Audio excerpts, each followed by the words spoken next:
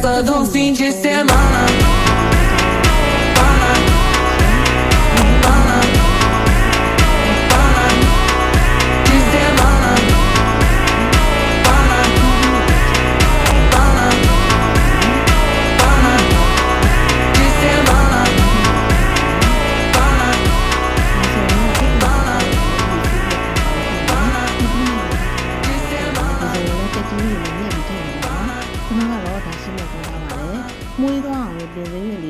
မယ်။ကျွန်မကတော့ချင်းမြတ်ဆက်လေးစားမယ်ဆိုတော့เนาะတမယာဒီတစ်လုံးသုံးထားပါတယ်ရှင်။